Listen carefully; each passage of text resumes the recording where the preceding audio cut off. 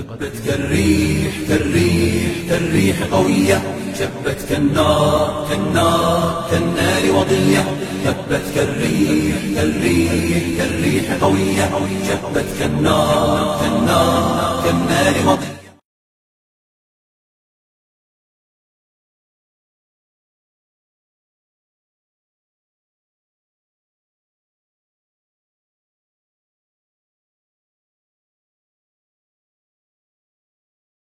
بسم الله الرحمن الرحيم.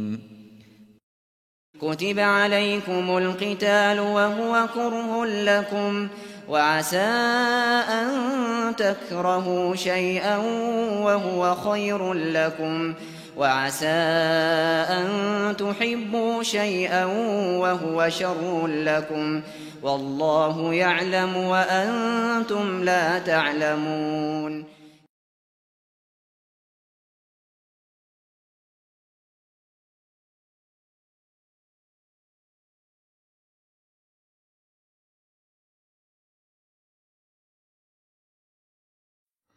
আসসালামু আলাইকুম ওয়া রাহমাতুল্লাহ।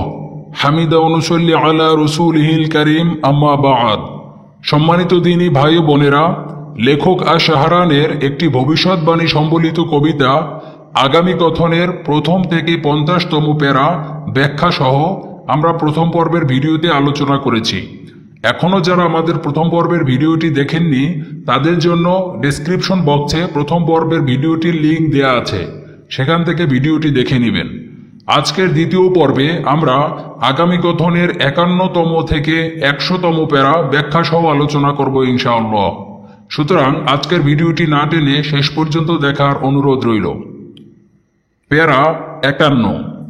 আধুনিকতার অধঃপতনের তৃতীয় বর্ষ পর 28-এ প্রকাশ পাইবেন মাহদী এই দুনিয়ার উপর। ব্যাখ্যা। একটি চিরাচরিত নাম ইমাম মাহদী। একজন প্রকৃত মুসলিম উম্মাহ হিসেবে আপনার কাছে এই নামটিতে মিশ্রিত রয়েছে শত আশা আকাঙ্ক্ষা, সুখ শান্তির বাতাস এবং অপেক্ষা। সবার একটাই প্রশ্ন, কবে ইমাম মাহদীর আগমন ঘটবে? সবার সেই জল্পনা কল্পনার অবসান ঘটিয়ে আগামী কথনের লেখক আশ-শাহরান প্রকাশ করলেন যে যখন কাশ্মীর বিজয় হবে তার 2 বছরের মধ্যেই বাংলাদেশে হিন্দুস্তানিরা দ্বিতীয় কারবালা করবে। সে সময় ইমাম মাহমুদ হাবিবুল্লাহ ও তার বন্ধু বা সহচর শীল অর্থাৎ সাহেবে কিরান এদের প্রকাশ ঘটবে। তাদের নেতৃত্বে গাজওয়াতুল হিন্দ হবে। 2025 সালে তৃতীয় বিশ্বযুদ্ধ হবে, যার ফলে আধুনিকতা চিরতরে ধ্বংস হবে। এরই 3 বছরের মাথায় অর্থাৎ 2028 সালে ইমাম মাহদীর প্রকাশ ঘটবে। আল্লাহু আ'লাম। ইমাম মাহদী আগমনের আলামত। বন্ধুরা, আমি ব্যক্তিগতভাবে আখিরুজ্জামান নিয়ে যতটুকু চর্চা করেছি তার অভিজ্ঞতার আলোকে লেখক আশ-শাহরানের আগামী কথনের সত্যতা যাচাই করতে চাই। ইমাম মাহদীর আত্মপ্রকাশ কবে হবে এই বিষয়টি নিয়ে প্রত্যেকটি যুগেই চলছে ভবিষ্যৎবাণী। যদিও নির্দিষ্ট সময় আল্লাহ ছাড়া আর কেউই জানে না, তারপরও কেবলমাত্র সতর্কতার জন্য ইমাম মাহদীর আগমনের কাছাকাছি একটি নির্দিষ্ট সময় নিয়ে একটু আলোচনা করতে চাই। কারণ অনেকে হাদিসের সঠিক ব্যাখ্যা ও বর্তমান পৃথিবীর সত্য সংবাদগুলো না জানার কারণে মনে করছেন ইমাম মাহদীর আগমন আরও শত শত বছর পরে হবে। অপরদিকে কিছু ভাই মনে করছেন 2023 সালের মধ্যেই ইমাম মাহদীর আগমন হবে, যদিও এর কোনোটাই সঠিক নয়। বরং বর্তমানে ইমাম মাহদীর আত্মপ্রকাশের অধিকাংশ আলামত এই সময়টির সাথে মিলে যাচ্ছে, তবে এখনও কিছু আলামত বাস্তবায়ন বাকি রয়েছে। তাই কেউ আমার এই আলোচনাটিকে একমাত্র দলিল হিসেবে নির্ভরশীল হবেন না, কারণ আমার গবেষণা ভুলও হতে পারে। 1 নম্বরে, তুর্কি খিলাফত ধ্বংস। হযরত আবু কুবাইল রাদিয়াল্লাহু তাআলা আনহু হতে বর্ণিত যে তিনি বলেন 104 বছর পর মাহদীর উপর মানুষ ভিড় করবে। ইবনে লাহিয়া বলেন উক্ত হিসাবটা আজমি অর্থাৎ অনারবি হিসাব মতে, আরবি হিসাব মতে নয়। আল ফিতান নুয়াইম বিন হাম্মাদ 962 পৃষ্ঠা। আমরা সবাই জানি যে তুর্কি খিলাফত আনুষ্ঠানিকভাবে 1924 সালে বিলুপ্ত করা হয়েছিল। সুতরাং 1924 যোগ 104 সমান 2028 সাল। এখানে উল্লেখ্য একমাত্র তুর্কি খিলাফত আজমি অর্থাৎ অনারবি। এছাড়া 4 খলিফা, উমাইয়া খিলাফত, আব্বাসীয় খিলাফত, ফাতিমীয় খিলাফত সবগুলোই আরবদের মাধ্যমে প্রতিষ্ঠিত। 2 নম্বরে 15ই শুক্রবার রাতে রমজান মাসে বিকট শব্দে আওয়াজ হবে। ফিরোজ দাইলামি বর্ণনা করেন, আল্লাহর রাসূল সাল্লাল্লাহু আলাইহি সাল্লাম বলেছেন, কোনো এক রমজানে আওয়াজ আসবে। সাহাবাগণ জিজ্ঞেস করলেন, হে আল্লাহর রাসূল, রমজানের শুরুতে নাকি মাঝামাঝি সময়ে নাকি শেষ দিকে? নবীজি সাল্লাল্লাহু আলাইহি ওয়াসাল্লাম বললেন, না, বরং রমজানের মাঝামাঝি সময়ে, ঠিক মধ্য রমজানের রাতে। শুক্রবার রাতে আকাশ থেকে একটি শব্দ আসবে। সেই শব্দের প্রচণ্ডতায় 70,000 মানুষ সংজ্ঞা হারিয়ে ফেলবে আর 70,000 বধির হয়ে যাবে। মাজমাউজ জাওয়ায়েদ খণ্ড 7 পৃষ্ঠা 310। সৌদি আরবের ক্যালেন্ডার অনুযায়ী 15ই রমজান শুক্রবার হয় 1449 হিজরি বা 11 ফেব্রুয়ারি 2028 সাল। 3 নম্বরে রমজান মাস শুরু হবে শুক্রবার। হযরত আব্দুল্লাহ ইবনে মাসউদ রাদিয়াল্লাহু তাআলা আনহু হতে বর্ণিত, তিনি বলেন, কোনো এক রমজানে অনেক ভূমিকম্প হবে। যে বছর শুক্রবার রাতে রমজান মাস শুরু হয়, তারপর মধ্য রমজানে ফজরের নামাজের পর আকাশ থেকে বিকট শব্দে আওয়াজ আসবে। তখন তোমরা সবাই ঘরের দরজা জানালা সব বন্ধ করে রাখবে আর সবাই সুবহানাল কুদ্দুস সুবহানাল কুদ্দুস রব্বুনাল কুদ্দুস তেলাওয়াত করবে। আল ফিতান নুয়াইম বিন হাম্মাদ, হাদিস নং 638। সৌদি আরবের ক্যালেন্ডার অনুযায়ী পহেলা রমজান শুক্রবার 1449 হিজরি বা 28 জানুয়ারি 2028 সাল হয়। বিশেষ দ্রষ্টব্য, হাদিস বড় হওয়ার কারণে সম্পূর্ণ হাদিস উল্লেখ করা হয়নি, তবে কিতাবুল ফিতানের হাদিসে শুক্রবার রমজান মাস শুরু হবে এরকম বর্ণনা নেই। 4 নম্বরে আশুরা বা 10 মুহররম শনিবার হবে। ইমাম বাকির রহমাতুল্লাহ আলাইহি বলেন, যদি দেখো আশুরার দিন বা 10 মুহররম শনিবার ইমাম কাইম অর্থাৎ মাহাদি আলাইহিস সালাম মাকামে ইব্রাহিম ও কাবা এর মধ্যখানে দাঁড়িয়ে থাকেন, তখন হযরত জিবরাইল আলাইহিস সালাম তার পাশেই দাঁড়িয়ে থাকবেন এবং মানুষকে ডাকবেন তাকে বায়াত দেওয়ার জন্য। বিহারুল আনোয়ার ভলিউম 52 পৃষ্ঠা 270। গাইবাত লেখক শাইখ আত-তুসি পৃষ্ঠা 274। কাশ উল গাম্মা ভলিউম 3 পৃষ্ঠা 252। সৌদি আরবের ক্যালেন্ডার অনুযায়ী 10 মুহররম শনিবার 1450 হিজরি বা 3 জুন 2028 সাল হয়। 5 নম্বরে ইমাম মাহাদির নাম ধরে জিবরাইল আলাইহিস সালামের আহ্বান। হযরত আবু বাসির রাদিয়াল্লাহু তাআলা আনহু থেকে বর্ণিত, তিনি বলেন, আমি আবু আব্দুল্লাহ আস-সাদিক তথা হযরত জাফর সাদিক রহমাতুল্লাহ আলাইহিকে জিজ্ঞেস করলাম, কখন আল কায়েম অর্থাৎ ইমাম মাহাদির আবির্ভাব হবে? তখন তিনি বললেন, আহলে বাইতের অর্থাৎ রাসূলুল্লাহ সাল্লাল্লাহু আলাইহি সাল্লামের বংশধরদের জন্য কোনো নির্দিষ্ট সময় উল্লেখ নেই, তবে ইমাম মাহাদির আবির্ভাবের পূর্বে 5টি বিষয় ঘটবে। যেমন 1 নম্বরে আকাশ থেকে আহ্বান, 2 নম্বরে সুফিয়ানির উত্থান, 3 নম্বরে খোরাসানের বাহিনীর আত্মপ্রকাশ, 4 নম্বরে নিরপরাধ মানুষকে ব্যাপক হারে হত্যা করা, 5 নম্বরে বাইদা প্রান্তে মরুভূমিতে একটি বিশাল বাহিনী ধসে যাবে। ইমাম মাহাদির আবির্ভাবের পূর্বে 2 ধরনের মৃত্যু দেখা যাবে। 1 নম্বরে শ্বেত মৃত্যু, 2 নম্বরে লাল মৃত্যু। শ্বেত মৃত্যু বা দুর্ভিক্ষের কারণ মৃত্যু হলো মহান মৃত্যু, আর লাল মৃত্যু হলো তরবারি বা যুদ্ধের কারণে মৃত্যু।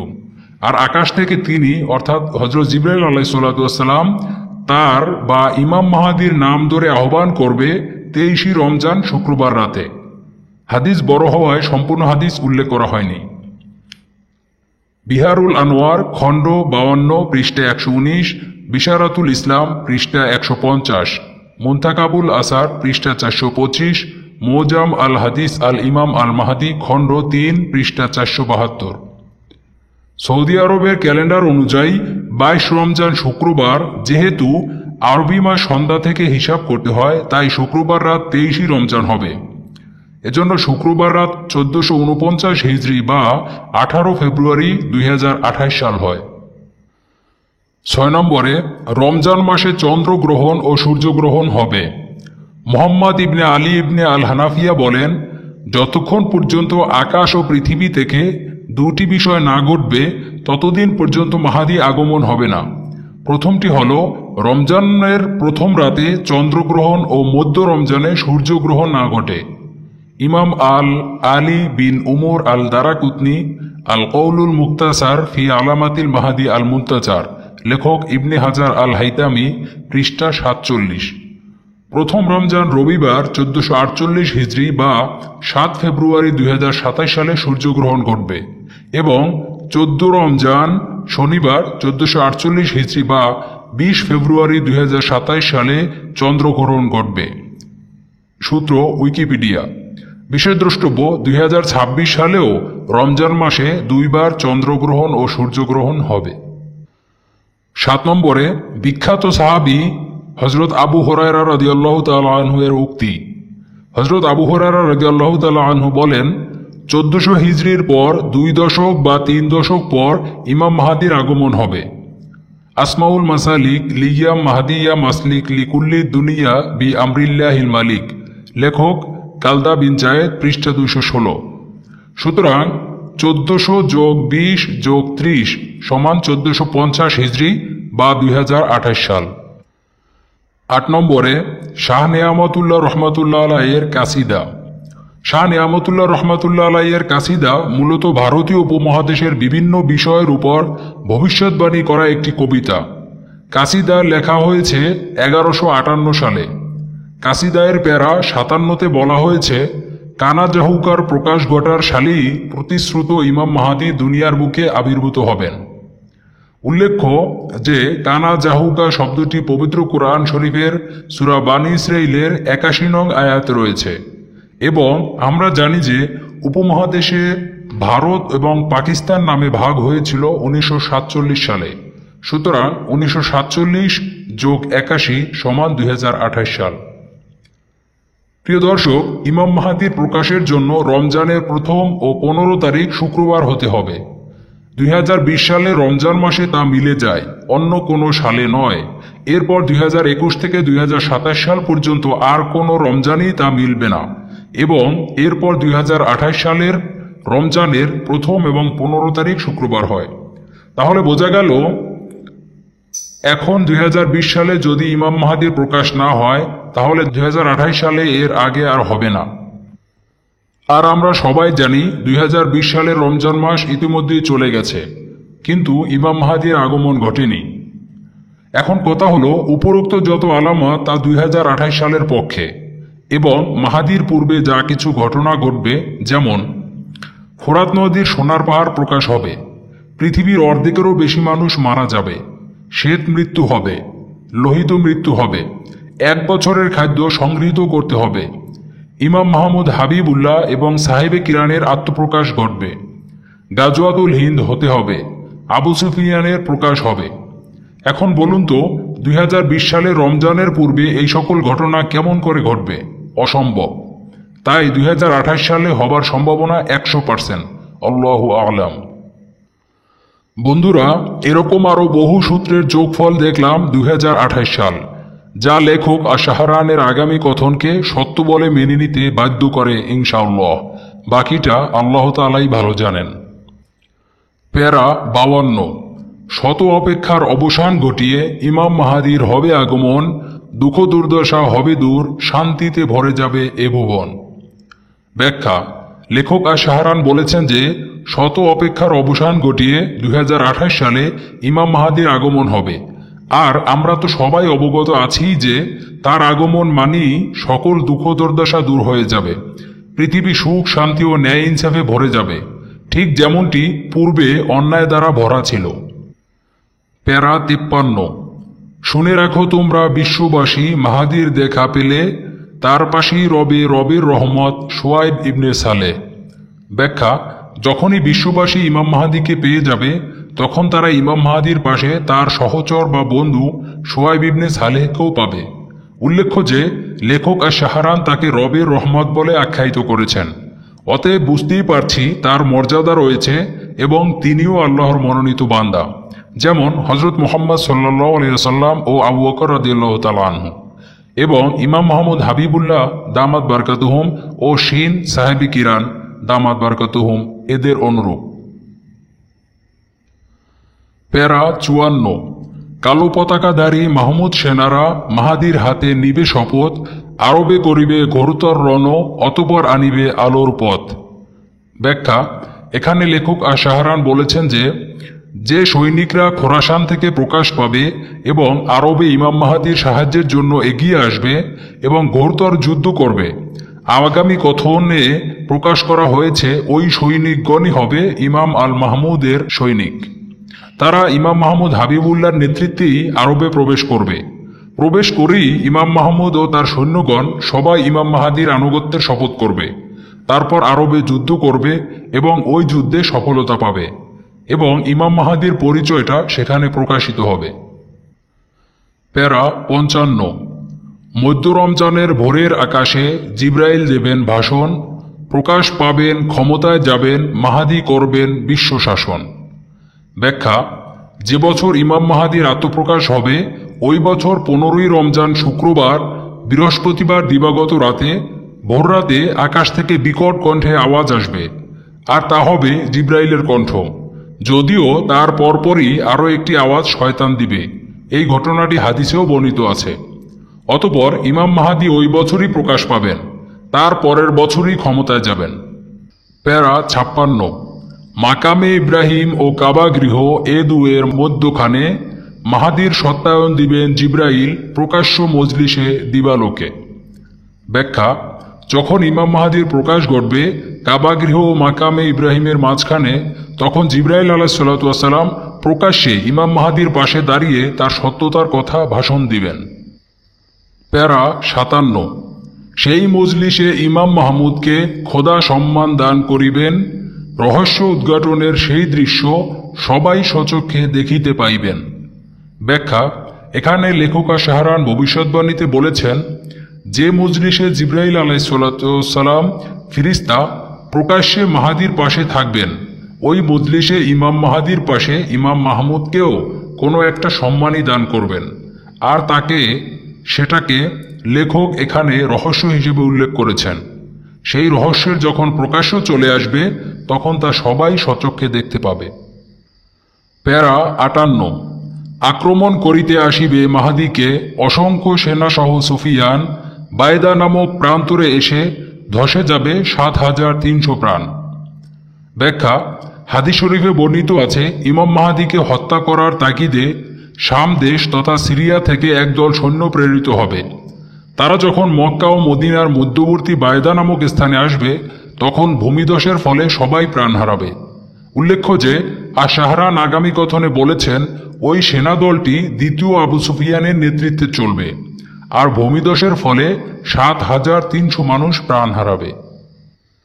প্যারা 59। যদিও সে স্থানে ভূমিধসের ফলে হারাইবে সকলেই প্রাণ, খোদার কুদরত বেঁচে রবে শুধু দ্বিতীয় আবু সুফিয়ান। ব্যাখ্যা: লেখক বলেছেন যে ভূমিধসের কারণে ওই স্থানের সবাই প্রাণ হারালেও আল্লাহর কুদরতে শুধুমাত্র আবু সুফিয়ানই বেঁচে রবে। প্যারা 60। প্রাণ ভিক্ষা পেয়ে আবু সুফিয়ান মাহাদির প্রচারণা চালাবে, অবশেষে সে ঈমান হারা হয়ে মৃত্যুবরণ করিবে। ব্যাখ্যা: যখন ভূমিধসের ফলে সুফিয়ান কেবল নিজেকেই জীবিত দেখতে পাবে তখন ভয়ে ভীতিতে দৌড়াতে থাকবে আর বলতে থাকবে, ইমাম মাহাদি এসে গেছে, ইমাম মাহাদি এসে গেছে। তবে সে ঈমান আনবে না, যার ফলে পরবর্তীতে ঈমান হারা অবস্থায় মৃত্যুবরণ করবে। প্যারা 61। সমগ্র বিশ্বের রাষ্ট্রপ্রধানরা মাহাদির হাতে নেবে শপথ, বাদশাহী পাবে ইমাম মুহাম্মদ, পৃথিবীকে দেখাবেন সুপথ। ব্যাখ্যা: সারা বিশ্বের রাষ্ট্রনেতারা ইমাম মাহাদির হাতে শপথ গ্রহণ করবে এবং মাহাদিকে বিশ্ব বাদশাহ হিসেবে গ্রহণ করে নিবে। তখন ইমাম মাহাদি পৃথিবীর মানুষকে সুপথে পরিচালনা করবেন। প্যারা 62। ফলমূল, শস্যদানা ও উদ্ভিদমালার বহুগুণে হবে উৎপাদন, আল্লাহর খাস রহমত পেয়ে শান্তিতে রবে জনগণ। ব্যাখ্যা: লেখক বলেছেন, ইমাম মাহাদির সময়কালে প্রচুর ফলমূল, শস্যদানার উৎপাদন হবে, কেউ কষ্টে রবে না। মুহাম্মদ সাল্লাল্লাহু আলাইহি সাল্লামের শরিয়াত অনুযায়ী পৃথিবী চলবে, কোনো অভাব থাকবে না। আলহামদুলিল্লাহ। প্যারা 63। রবের 4টি দূত তখন থাকিবে দুনিয়ার উপর, মিম ও মিম 2টি আমির, শিন ও শিন তাদের সহচর। ব্যাখ্যা: শাহরান প্রকাশ করেছেন, তখন 4 জন রবের প্রেরিত বান্দা থাকবে একসাথে। তাদের 4 জনের মধ্যে 2 জন আমির আর 2 জন তাদের 2 জনের সহচর। আমির 2 জনের নাম মিম হরফে এবং সহচর 2 জনের নাম শিন হরফে, যথা 1 নম্বরে মিম সমান মুহাম্মদ অর্থাৎ ইমাম মাহাদি, তিনি হবেন আমির। 2 নম্বরে শিন অর্থাৎ শুয়াইব, তিনি হবেন ইমাম মাহাদির সহচর। 3 নম্বরে মিম অর্থাৎ ইমাম মাহমুদ, তিনি হবেন আমির। 4 নম্বরে শিন অর্থাৎ সাহেবে কিরান, তিনি হবেন ইমাম মাহমুদের সহচর। প্যারা 64। বাদশাহী পেয়ে বিশ্ব নেতা 7 থেকে 9 বছরের পর ভারপ্রাপ্ত করিবে খিলাফত মাহাদি মাহমুদের উপর। ব্যাখ্যা: ইমাম মাহাদি তার বিশ্ব শাসনভার 7 থেকে 9 বছরের মধ্যেই হঠাৎ ত্যাগ করবেন, আর তখন বিশ্ব শাসনভার ভারপ্রাপ্ত হবে ইমাম মাহমুদের উপর। বোঝা যায় ইমাম মাহমুদের সম্মান তাহলে অনেক, ইমাম মাহাদির পরেই তার সম্মান। উল্লেখ্য যে কুরাইশ বংশ থেকে যে 12 জন ইমাম বা আমিরের আগমনের কথা হাদিসে বলা হচ্ছে, তারই শেষ অর্থাৎ 12 নং ইমাম হলেন ইমাম মাহাদি, আর তার নিচের পর্যায়ের 11 নং ইমামই হলেন ইমাম মাহমুদ। আগামী কথন থেকে এটাই প্রমাণ মেলে। প্যারা 65। দূষণের মধ্যেই ইমাম মাহমুদ বিশ্ব শাসনভার হস্তান্তর করিবেন খেলাফত মনসুরের উপর।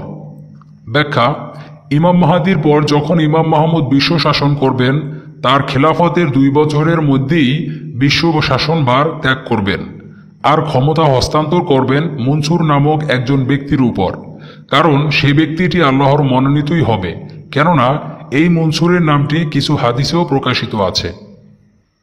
প্যারা 66। কাহাতান বংশীয় লাঠি হাতে বড় কপাল বিশিষ্ট বিশ্ব শাসন করিবেন মনসুর, থাকিবে শত্রুর উপর ক্ষিপ্ত। ব্যাখ্যা: সেই মনসুর কাহাতান গোত্র থেকে জন্ম নিবে। উল্লেখ্য যে কাহাতান গোত্রটি কুরাইশ বংশেরই একটি গোত্র। তার হাতে একটি লাঠি থাকবে, তার কপাল বড় হবে। হাদিসে পাওয়া যায় যে তার গায়ের রং শ্যামবর্ণের হবে আর কান ছিদ্র হবে। সেই ইমাম মাহাদির সময় তার পাশে থেকে তাকে খেলাফতকালে সহযোগিতাও করবে। সেই ইমাম মাহাদি ও ইমাম মাহমুদের প্রিয় পাত্র হবে। প্যারা 67। 38 থেকে 58 সাল মনসুরের শাসনকাল, শত্রুর উপর বিজয়ী থেকে রবের দিন রাখবে অটল। ব্যাখ্যা: লেখক আশ-শাহরান বলেছেন যে মনসুর 2038 থেকে 2058 সাল এই 20 বছর বিশ্ব শাসন করবেন, শত্রুর উপর বিজয়ী থেকে শরীয়ত প্রতিষ্ঠিত রাখবেন। প্যারা 68।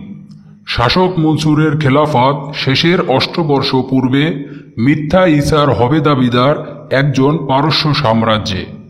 ব্যাখ্যা: মনসুর শাসকের খেলাফত শেষ হবার 8 বছর আগে, যেহেতু 2058 সালে শাসন শেষ হবে, সুতরাং 2050 সালে পারস্য সাম্রাজ্য থেকে একজন ব্যক্তি নিজেকে হজরত ঈসা আলাইহিসসালাম বলে দাবি জানাবে, অথচ সে একজন মহামিথ্যুক ভণ্ড হবে।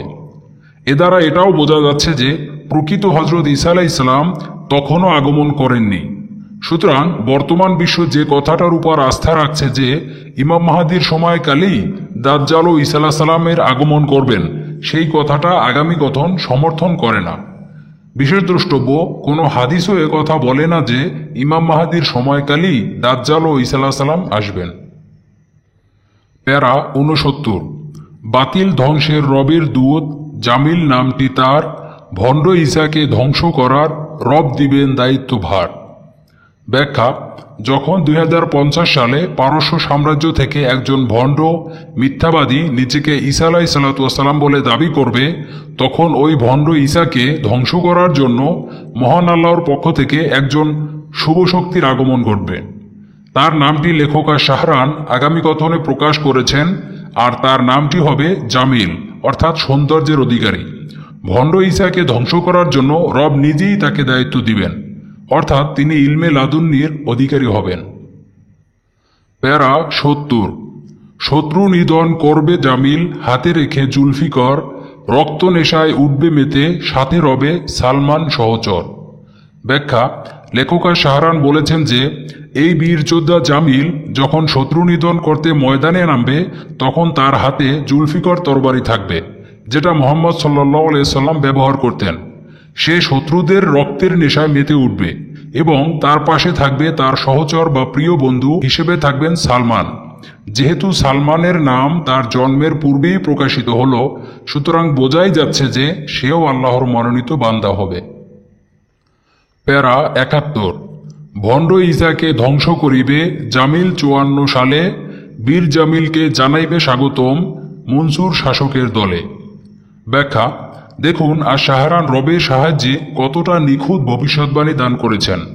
তিনি বলেছেন যে পারস্য সাম্রাজ্য থেকে ২০৫০ সালে যে ভণ্ড নিজেকে ঈসা আলাইহিস সালাম বলে দাবি জানাবে, তাকে ২০৫৪ সালে জামিল যুদ্ধের ময়দানে কতল করবে। তখন সে সময়ের বাদশাহ মনসুর জামিলের বীরত্ব, সাহসিকতা ও জ্ঞানের পরিচয় পেয়ে জামিলকে তার দলে যোগদানের জন্য আহ্বান জানাবে। প্যারা ৭২। মনসুর তখন বানাবে জামিলকে তাহার প্রধান সেনাপতি, রবের রহমতে সে বীর যোদ্ধা বিশ্বে পাইবেন স্বীকৃতি। ব্যাখ্যা: জামিল যখন ভণ্ড ঈসা ও তার অনুসারীদেরকে হত্যা করবে, তখন তাকে বাদশাহ মনসুর বিশ্বের প্রধান সেনাপতি বানাইবেন। বিশ্বের বুকে জামিল বীর যোদ্ধা খেতাব পাবেন, কারণ এই জামিল হবেন আল্লাহর বিশেষ মনোনীত বান্দা। প্যারা ৭৩। তাহার পরেই ধরণীবাসী আগাইবে ৫৫ সালে, জমিনের বুকে আসিবে যাহা ছিল সে চোখের আড়ালে। ব্যাখ্যা: লেখক বলেছেন, তারপর যখন ২০৫৫ সাল আসবে, তখন জাহাজা নামক এক ব্যক্তির আবির্ভাব ঘটবে, যে নাকি মানুষের চোখের আড়ালে ছিল। উল্লেখ্য যে হযরত মুহাম্মদ সাল্লাল্লাহু আলাইহি সাল্লাম বলেছেন, কিয়ামত ততদিন পর্যন্ত হবে না যতদিন না জাহাজা নামক এক আজাদকৃত কৃতদাস বাদশাহী না পাবে। অতএব বোঝা গেল এই সেই হাদিসে বর্ণিত জাহাজা। প্যারা ৭৪। পূর্বে কৃতদাস ছিলেন জাহাজা, আজাদ দিলেন রব, ধরণীর মাঝে বন্ধ করবেন কোলাহলের উৎসব। ব্যাখ্যা: এখানে লেখক বলেছেন, এই জাহাজা পূর্বে কৃতদাস ছিলেন, তারপর আল্লাহ নিজেই তাকে আজাদ করেছেন। আর জাহাজা যখন আসবে, তখন পৃথিবীতে কোনো একটা বড় কোলাহল, ইখতিলাফ বা মতানৈক্য থাকবে, যার অবসান ঘটাবেন এই জাহাজা। যেহেতু হাদিস শরীফে জাহাজার বাদশাহী পাবার পূর্ব ঘোষণা রয়েছে, সুতরাং বোঝাই যাচ্ছে তিনিও আল্লাহর মনোনীত বান্দা হবেন। প্যারা ৭৫। ৫৬তে যাবেন জাহাজা শাসন ক্ষমতায়, দামেস্ক মসজিদে পাইবেন ইমামত সৎ চরিত্র ও সততায়। ব্যাখ্যা: জাহাজা ২০৫৬ সালে শাসন ক্ষমতায় যাবেন। তার সৎ চরিত্র ও সততার গুণে মানুষের মনে জায়গা করে নেবেন। সে দামেস্কের কোনো এক মসজিদে ইমামতি করবেন এবং রাজ্যপাট দেখাশোনা করবেন। বিশেষ দ্রষ্টব্য, যেহেতু বাদশাহ মনসুর ২০৫৮ সাল পর্যন্ত শাসন চালাবেন, সেহেতু ২০৫৬ সালে জাহাজা বিশ্ব বাদশাহী পাবেন না। সে উক্ত ২ বছর দামেস্ক মসজিদ এবং উক্ত মহাদেশ শাসন করবেন। আগামী কথনের ভাষ্যে। প্যারা ৭৬। ৬০-এর শেষে দাজ্জাল এসে দিবে বিশ্বে হানা, আল্লাহ রসুল সাল্লাল্লাহু আলাইহি সাল্লাম বলে গিয়েছেন, তার থাকবে এক চোখ কানা। ব্যাখ্যা: সেই ভয়ঙ্কর ফিতনা দাজ্জাল আর শাহরানের ভবিষ্যৎবাণী ২০৬০ সালের শেষের দিকে দাজ্জালের আগমন ঘটবে। আল্লাহ রসুল সাল্লাল্লাহু আলাইহি সাল্লাম বলেছেন, দাজ্জালের এক চোখ কানা হবে, কপালে কাফির লেখা থাকবে।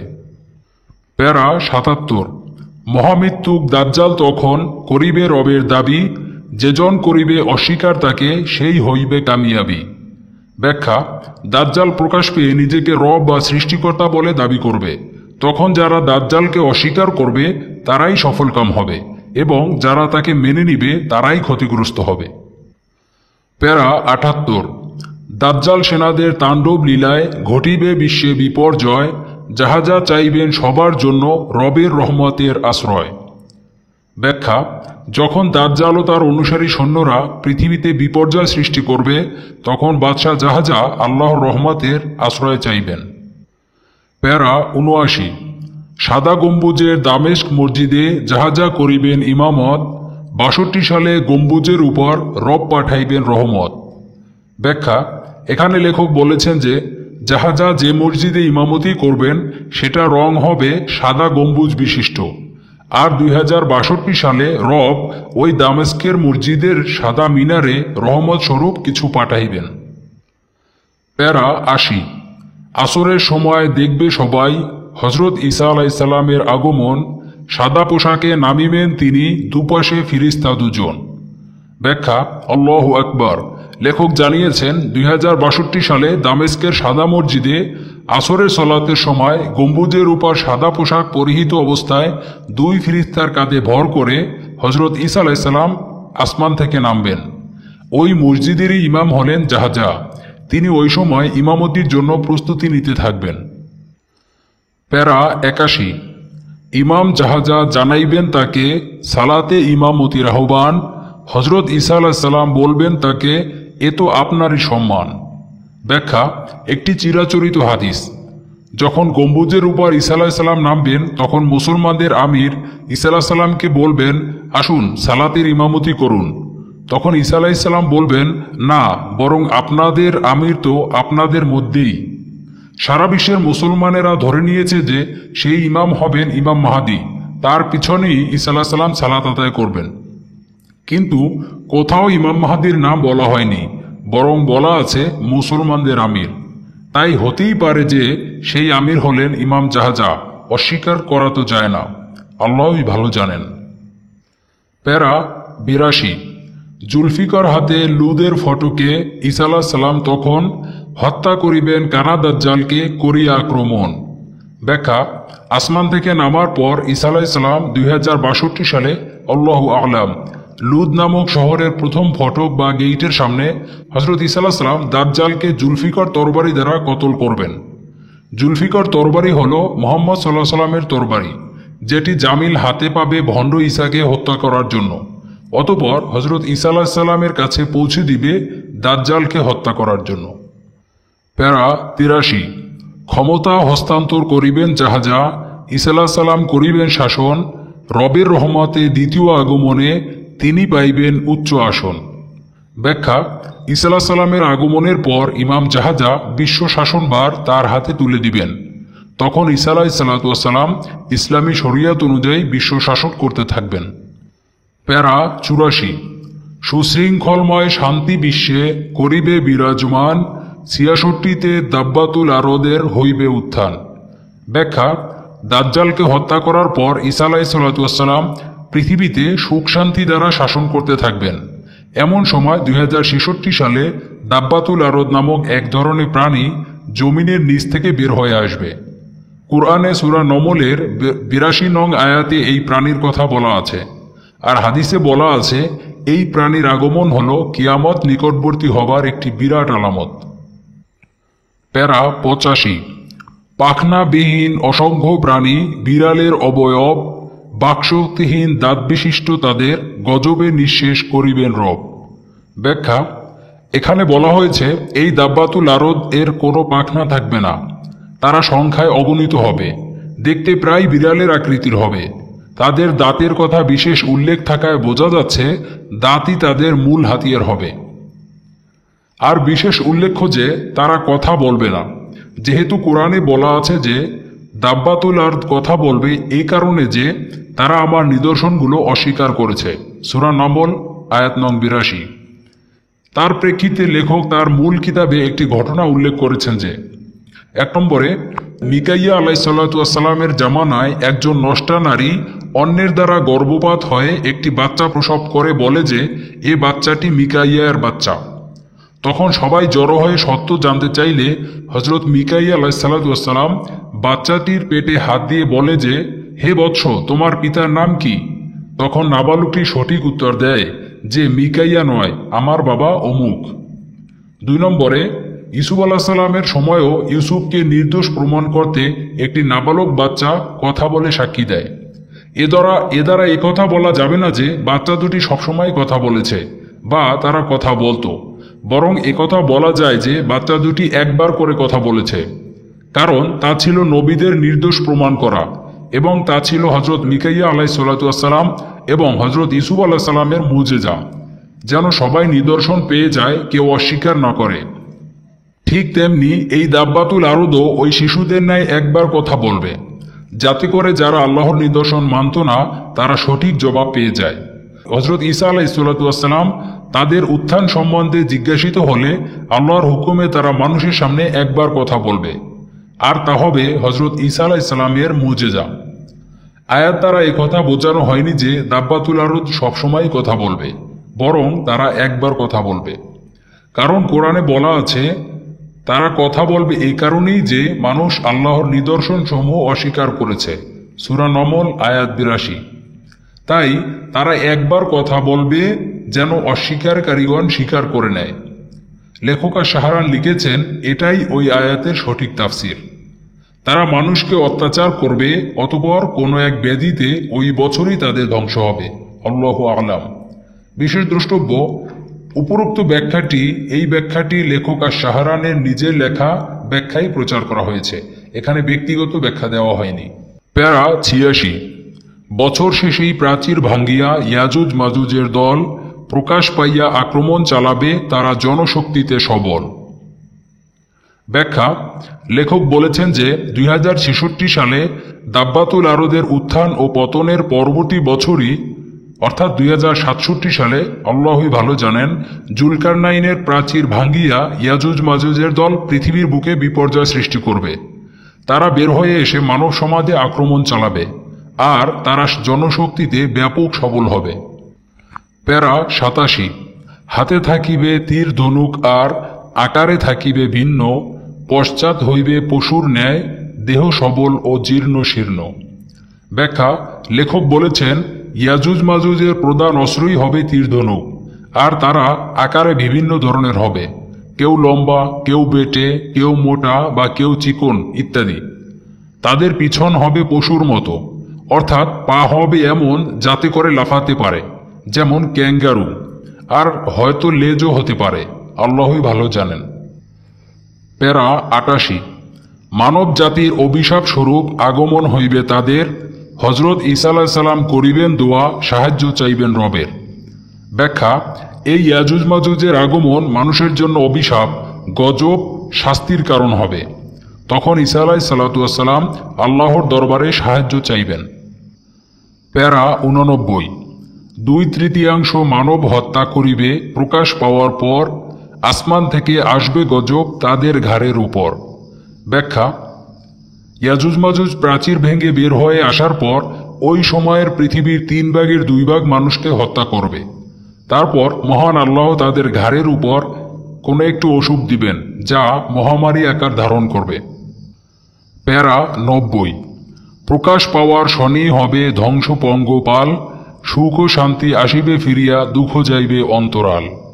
ব্যাখ্যা, এখানে লেখক শাহরান ভবিষ্যৎবাণী করেছেন যে বছর ইয়াজুজ মাজুজের প্রকাশ হবে ওই বছরের শেষের দিকে তারা গজবে শেষ হয়ে যাবে, অর্থাৎ ২০৬৭ সালেই বের হয়ে ২০৬৭ সালেই মারা যাবে। প্যারা ৯১।